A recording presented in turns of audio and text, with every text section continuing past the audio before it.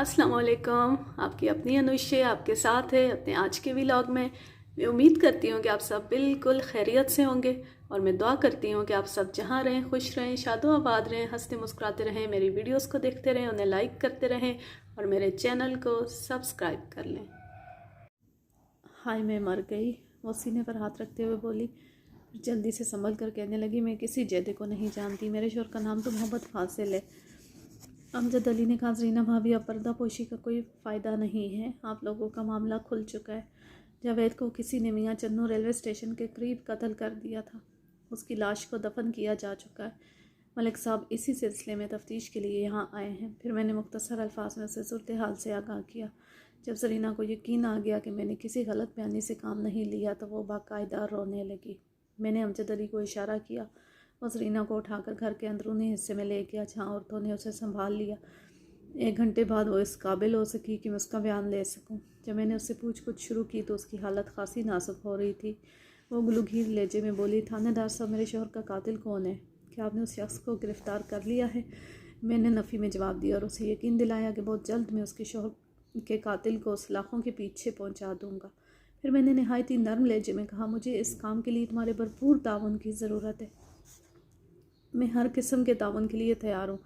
और रूहान से लहजे में बोली। मैंने कहा, मैं तुम दोनों की मोहब्बत, फ़रार और शादी के मामला से पूरी तरह वाकिफ़ हो चुका हूँ, इसलिए मुझसे कुछ छुपाने की कोशिश ना करना। एक लम्हे को मैंने तवक्कुफ़ किया। वो खामोशी से मुझे देखती रही। मैंने कहा, गुज़श्ता 3 साल में तुमने अपने घर वालों से कोई रब्ता नहीं किया था? बिल्कुल नहीं। वो जल्दी से बोली, मैं ऐसी गलती किसी भी सूरत नहीं कर सकती थी।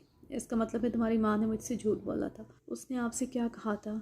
यही कि तुमने 2-4 मरतबा उसे अपनी खैरियत का पैगाम भेजा था। नहीं, मैंने हरगिज़ ऐसा नहीं किया।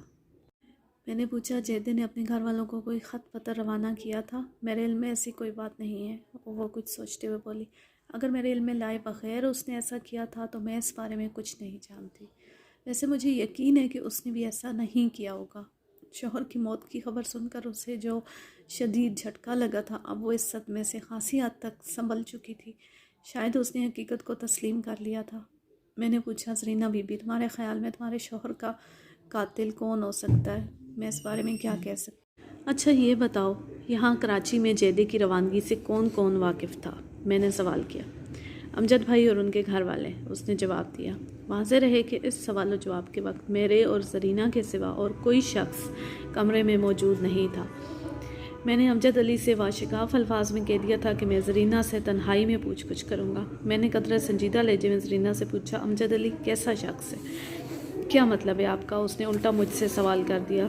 मैंने कहा, देखो ज़रीना बीबी, शक करना पुलिस वालों की घुट्टी में शामिल होता है और वक्त पड़ने पर हम अपने बाप को भी शक की नज़रों से देखते हैं। एक लम्हे के तवक्कुफ़ से मैंने इजाफ़ा किया, एक बात तो बहरहाल तय है कि या तो कातिल कराची से जैदे के साथ ही मियाँ चन्नू पहुँचा था, या फिर किसी शख्स ने मियाँ चन्नू में कातिल को इत्तला दी थी कि जैदा किस तारीख और कौन सी गाड़ी से मियाँ चन्नू पहुँचने वाला है।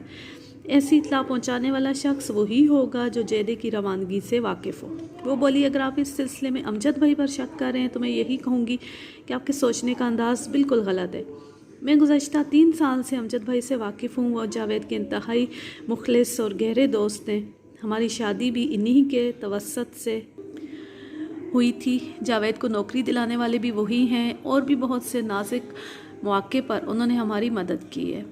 मैं आंख बंद करके अमजद भाई पर भरोसा करती हूँ और इस एतमाद का मुंह बोलता सबूत यह है कि मैं अपने शौहर की गैर मौजूदगी में अमजद भाई के घर में रह रही हूँ।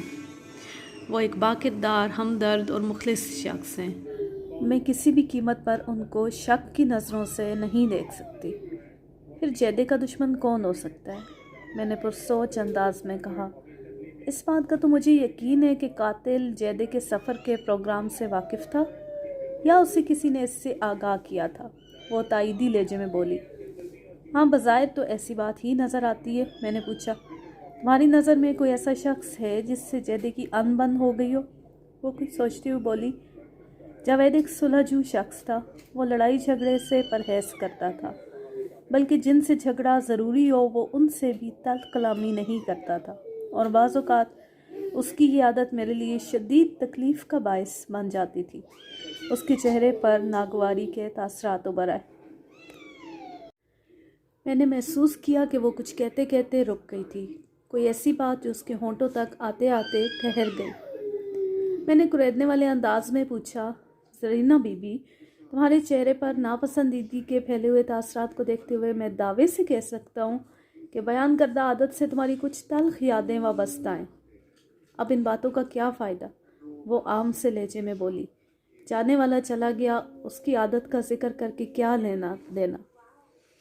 मैंने कहा, बाज़-औक़ात मामूली सी बात भी बहुत अहम साबित होती है। मैं तवक्को करता हूँ कि तुम मकतूल की मज़कूरा आदत से मुतल्लिक़ कोई भी छोटी से छोटी बात मुझसे नहीं छुपाओगी। वो बोली, जिस पर एतमाद कर लेते थे फिर उसके ख़िलाफ़ एक लफ्ज़ भी नहीं सुन सकते। ये तो बहुत अच्छी बात है। मैंने कहा, हाँ अच्छी बात तो है, वो बेजारी से बोली, लेकिन क्या ज़रूरी है कि आप जिस पर एतमाद कर लें वो बाद में भी एक अच्छा इंसान ही साबित हो। मुझे महसूस हुआ जैसे वो एक बहुत बड़ा इंकिशाफ करने वाली हो। मैंने कहा, क्या तुमने जैदे के किसी दोस्त से कोई नुकसान उठाया? अल्लाह का शुक्र है मैं हर किस्म के नुकसान से महफूज रही हूँ। तुम्हें नुकसान पहुँचाने की कोशिश की गई थी? हाँ ऐसा हुआ था, उसने इस्बात में जवाब दिया, लेकिन मैंने इसका खुद ही बंदोबस्त कर दिया था। जावेद तो उसके ख़िलाफ़ कुछ सुनने को तैयार ही नहीं था। वो बहुत अहम इंकिशाफ कर रही थी। क्या वो जैदे ही का कोई दोस्त था? जी हाँ, उसका नाम हाशिम ख़ान है, ज़रीना ने बताया। मैंने उसकी आंखों में अपने लिए हवस नाचती हुई साफ तौर पर देख ली थी। फिर क्या हुआ था? तामल करते हुए उसने बताया कि हाशिम ख़ान नामी एक शख्स से जैदी की दोस्ती हुई थी। वो लाडी में रहता था और अक्सर बेशतर उनके घर वाक़े मंजूर कॉलोनी आता रहता था। ज़रीना ने महसूस किया था कि हाशिम ख़ान की आंखों में उसके लिए मैल ही मैल था। उसने जैदे से इस बात का तज़किरा किया तो उसे यकीन ना आया, बल्कि उसने कहा कि ज़रीना को गलत फहमी हुई है। फिर एक रोज़ मौका पाकर हाशिम ख़ान ने अपनी असलियत ज़ाहिर कर दी। ज़रीना ने पहले तो सख्त अल्फाज में उसे रोकने की कोशिश की, लेकिन जब उसकी बेहूदगी हद से मुतजावज़ हो गई तो उसने हाशिम ख़ान के मुंह पर बाकायदा थूक दिया। फिर चीखते हुए लहजे में कहा, अगर तुम में ज़रा सी भी गैरत मौजूद है तो अपनी मनहूस सूरत लेकर मेरे सामने ना आना। जवाबन हाशिम ख़ान ने कहा, मैं अब तुम्हारे घर में कदम नहीं रखूँगा, लेकिन तुमने जो कुछ किया है उसे हमेशा याद रखूँगा और जब तक इसका बदला नहीं ले लूँगा चैन से नहीं बैठूँगा। क्या कर लोगे तुम? ज़रीना ने तड़क कर पूछा। ये तो वक्त ही बताएगा, वो धमकी आमेज़ लहजे में बोला और घर से निकल गया। थोड़ी देर बाद जैदा घर आया तो ज़रीना ने उसे हाशिम ख़ान की हरकत के बारे में कुछ नहीं बताया। उसने सोचा, जैदा हाशिम ख़ान के बारे में कोई बात नहीं सुनेगा, खामखा ख़ुद को हलकान करने की क्या ज़रूरत है। ज़रीना इस वाक़े की तफसील बता चुकी तो मैंने पूछा, ये कितना अरसा पहले की बात है? जावेद की मियाँ चन्नू जाने से 1 हफ़्ता पहले ये वाक़या पेश आया था, ज़रीना ने बताया। इस रोज़ के बाद से वाकई हाशिम ख़ान हमारे घर नहीं आया था।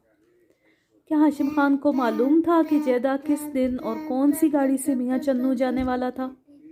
मैंने ज़रीना से पूछा। वो बोली, मुझे इस बारे में कुछ मालूम नहीं है। मैंने सवाल किया, ज़रीना तुम अच्छी तरह जानती हो कि जैदा लिबिया जाने का बहाना करके तुम्हारे साथ कराची आ गया था। तुमने बताया कि इस दौरान में तुमने अपने घर वालों से कोई रब्ता नहीं किया। मैं जैदे की पहली बीवी ज़हरा फ़ातिमा और उसके वालिदैन से तस्दीक कर चुका हूँ कि उसने भी एक बार घर से चले आने के बाद उनसे कोई रब्ता नहीं किया था। तुम मुझे बताओ, ये बैठे बैठाए उसे अचानक मियाँ चन्नू जाने की क्या सूझी थी, और वो भी तोहफे तहाइफ से भरे हुए सूटकेस के साथ? इन चीज़ों को देखकर तो अंदाज़ा होता है कि वो ज़हरा फ़ातिमा और बच्चों से मिलने गया था। आपका अंदाज़ा दुरुस्त है, ज़रीना ने बताया। जावेद को कई दिन से अपनी पहली बीवी और बच्चे याद आ रहे थे। उठते बैठते उनसे मिलने की बातें करता रहता था। मैंने उससे कहा कि वो चाहे तो 2-4 दिन के लिए मियाँ चन्नू से हो आए। उसने ज़िद की कि मैं भी उसके साथ चलूं, लेकिन मैंने साफ मना कर दिया कि मैं अब पीछे मुड़कर नहीं देखूंगी। उसने कहा कि ठीक है, मैं चला जाता हूँ, लेकिन इस दौरान में तुम अकेली कैसे रहोगी? ये बात मेरे जहन में भी थी, और ख़ास तौर पर हाशिम ख़ान वाले वाक़े के बाद से तुम्हें और ज़्यादा मोहतात हो गई थी। मैंने जावेद से कहा कि वो मुझे अमजद भाई के घर छोड़ जाए। इस तरह वो मुझे और नन्हे आतिफ़ को यहाँ छोड़कर मियाँ चन्नू चला गया। मुझे क्या मालूम था कि अब मौत की खबर ही मिलेगी। इसकी आंखों से मोटे मोटे आंसू गिरने लगे। मैंने कहा, खुदा की रज़ा के सामने इंसान बेबस हो जाता है ज़रीना बीबी, तुम्हें हौसले से काम लेना चाहिए। वो बोली, काश मैं जावेद को अकेले ना जाने देती। मैंने पूछा, ज़रा सोच कर बताओ ज़रीना, तुम्हारे और जैदे के घर से भाग जाने के बारे में अमजद अली के अलावा और कौन कौन जानता है? मेरा ख्याल है जावेद ने और किसी पर यह राज जाहिर नहीं किया था। इसका मतलब है हाशिम खान इस राज से वाकिफ़ नहीं था। मैंने तेज़ लहजे में दरियाफ्त किया। वो मतज़ब्ज़ब लहजे में बोली, मेरा ख्याल है हाशिम को कुछ शक हो गया था। हो सकता है जावेद ने उसे इस बारे में थोड़ा बहुत बताया हो। इंस्पेक्टर मलिक सफ्तर हयात बल आखिर ज़रीना से एक काम की बात उगलवाने में कामयाब हो गए। बातों बातों में वो उन्हें एक ऐसा इशारा, एक ऐसा क्ल्यू दे गई है कि जिससे वो आराम से अपनी तफ्तीश की गाड़ी आगे बढ़ा सकते। एक ऐसे शख्स के बारे में मालूम हो गया है कि जो अपनी बेइज्जती का बदला लेने के लिए कुछ भी कर सकता था। एक इतनी गिरी हुई फितरत वाला इंसान, इतना कीना परवर इंसान कि जो इंतकाम की आग में झुलस कर अंधा होकर कुछ भी कर सकता था। तो मलिक साहब के लिए अब आगे तफ्तीश करना आसान हो जाएगा। तो चलें देखते हैं कि आगे क्या होता है अपनी अगली किस्त में। आज के लिए बस इतना ही, इस दुआ के साथ कि आप जहाँ रहें खुश रहें, शादो आबाद रहें, हंसते मुस्कुराते रहें, मेरी वीडियोस को देखते रहें, उन्हें लाइक करते रहें और मेरे चैनल को सब्सक्राइब कर लें। अल्लाह हाफिज़, अल्लाह निगहबान।